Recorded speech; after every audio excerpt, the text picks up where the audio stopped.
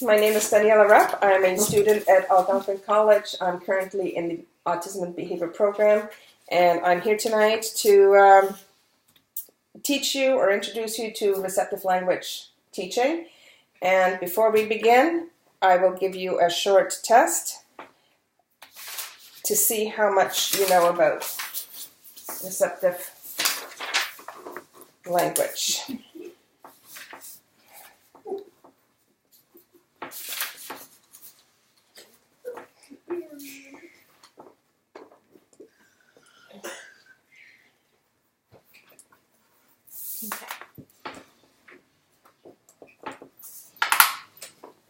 Okay. Would anybody like to share their answers? Number one, how would you teach receptive language to a student with autism? What is receptive language? Receptive language means what the student understands when you talk to him. What kind of prompts would you use? Do you know any prompts that you could use to teach a skill? Why are you looking at me? No.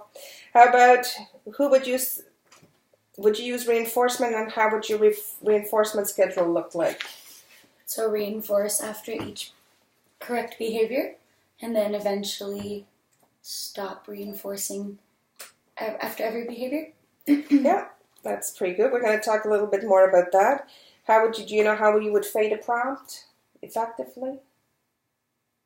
Jasmine? By using a transfer trial. Good. So you know a little bit more about this. How would you know if your teaching is successful? If your child is learning? Yeah, there's a little bit more science to that, but yeah, you're right. So before we begin, I just want to show you the agenda. We just finished the pre-test. We're going to look at the practical example of teaching receptive language. We're going to do some role play.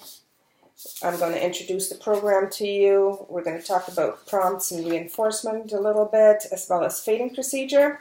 Then we're going to do a little post-test to see how much you learned, and then we're going to do the conclusion, and we're going to set up another appointment, another session. So I will go over the teaching steps for teaching James to receptively learn. And we have chosen animals for James because he has a high interest in animals. So we're going to use that to our advantage, and hopefully his interest in animals will help him go faster learning his skill. Before every program, we do a trial to see a preference assessment to see what he prefers today or tomorrow or any given day. These things change. So how you would do that, you would give him two things and you would see which one he reaches for, and that would be the preferred item that we're going to use today.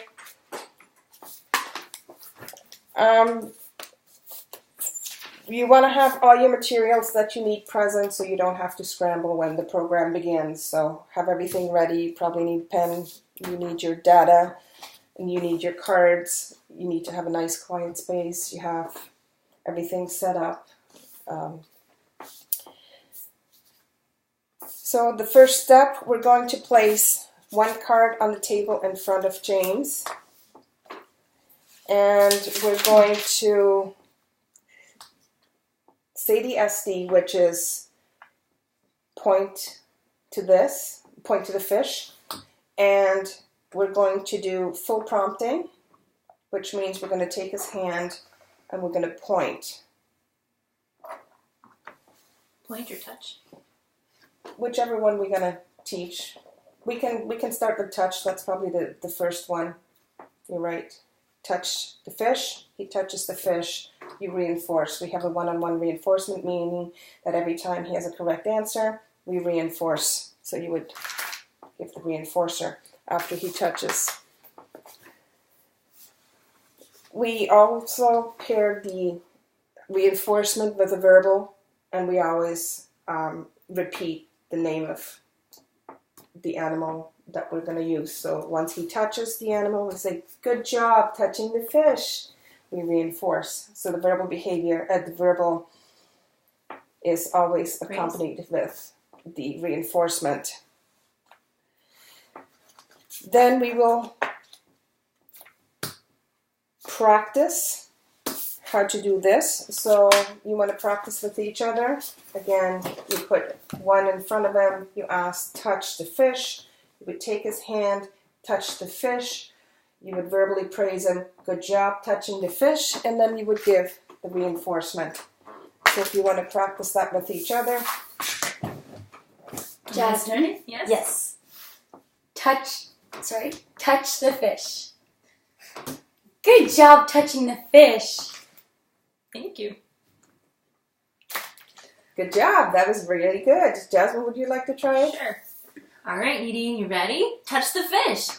Touching the fish. Great job touching the fish.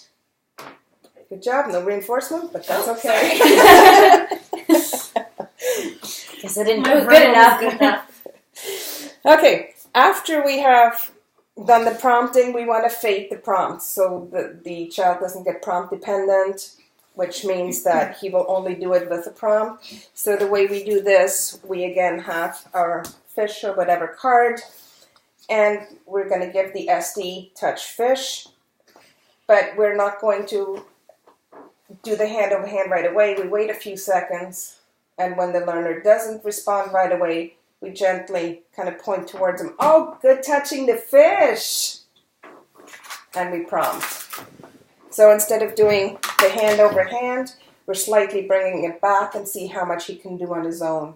Eventually, you might just have to look at it, or he'll get to do it without prompting sooner or later. And then we'll also fade the reinforcements from 1 on 1 to 1 in every 3, every 5, depending on how he learns. If James touches the cow, we praise him. If he doesn't, sorry. Fish, cow, we have different things. If he touches the fish, we praise him and reinforce him. If James errs 3 times, we're going to go back to errorless learning. So if you're prompting him and he makes a mistake 3 times in a row, we're just going to go back and do the full prompts again. And And how then- long would you do that for? Probably about 10 trials or so, and then try it again with the fading. And so we're going to practice now the error correction. So here, let's take the cow since I like the cow so much. Who wants to start? Jasmine, how about you start first? All right. So touch the cow. Touch the cow. Nice job touching the cow. You did it. Here's your lipstick. So, There you go. Thank you. all right, good job. Jasmine, you've done this once or twice before. Nadine's turn. Jasmine, touch the cow. Oh, you know what? You just did a prompt. So you don't want to touch that because it's going to give her a prompt. So next time she's going to wait for you to touch it before she's going to. So just try and keep your hands down. I did the same thing many times before. Try and keep your hands to yourself and just use the verbal SD. Okay. Okay, try it again. Jasmine, touch the cow. Jasmine, touch the cow. Good touching the cow. Good job. There's your lip balm. Thank you. Wow, that was great. Okay, now I'd like to talk to you a little bit about prompting and reinforcing. In this program that we set up for James, we use least to prompt, which is what we did, which is you want to use the least amount to the most. And we went from the hand to the arm and all that backwards. But if we know that the child can do it, we don't want to go in right away with hand over hand. We want to see what he can do on his own. Also, with the reinforcement, we always pair it with a verbal, and we repeat what he has done, whether it's touch the cow or touch the nose. We always want to repeat that so he knows what he did right. Okay? Fading, we just talked about, Just click it. We talked about fading. We're going to fade gradually. We're going to change the ratio of reinforcement. We're going to go slowly from 1-on-1 to maybe every second correct answer, and then every third. We're just going to fade it out until he can do it on his own without reinforcement. Mastery means when James has got 80% correct over 3 sessions, we're going to consider this card mastered, and we're going to go to the next one. So you don't give him too many at the same time. You want to master 2, and then you're going to do a discrimination. Means once you know that he knows the cow, you introduce the chicken. Once you know he knows the chicken, then you can do a discrimination, meaning you're going to present both of them. And you're going to use the same steps as before. First the full prompts, and then you're going to fade them into partial prompts, and you're going to fade. Again, first you use the reinforcement 1-on-1, and then you fade that away too. We will also use a performance checklist to make sure that everybody that works with James is doing the same thing.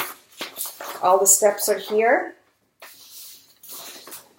So step 1, the mediator conducts a preference assessment to determine the potential reinforcers. Like we did at the beginning, you offer a few of them and see which one he reaches for, and the one that he seems to like the best, that's going to be the reinforcement that you use. Step number 2, the mediator sits across from James at a small desk in the area with no distractions. You don't want this to happen and other kids are playing over there and his attention's not fully there. You want his full attention when you're teaching a task. Number 3, the mediator holds all cards in his hands and places 1 card on the table facing James. You don't want to have these cards here because he's going to be distracted by them. So if you hold them in your hand so he doesn't see them, and he only focuses on the 1 card that he needs. Step 4, the mediator asks James touch, and whatever card it is, touch cow, he would touch the cow, or whatever animal is on the card.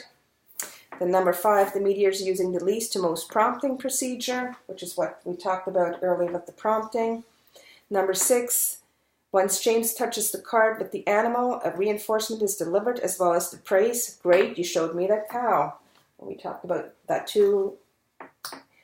Number 7, the mediator introduces the second target, the discrimination training. This is when you start introducing a second one, making sure that he knows each one before you introduce a second one.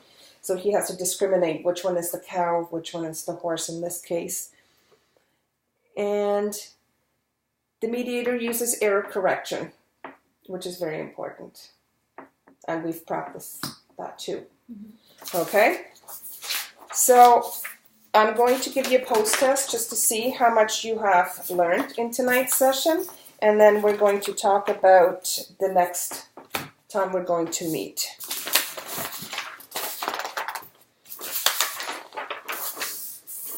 Okay.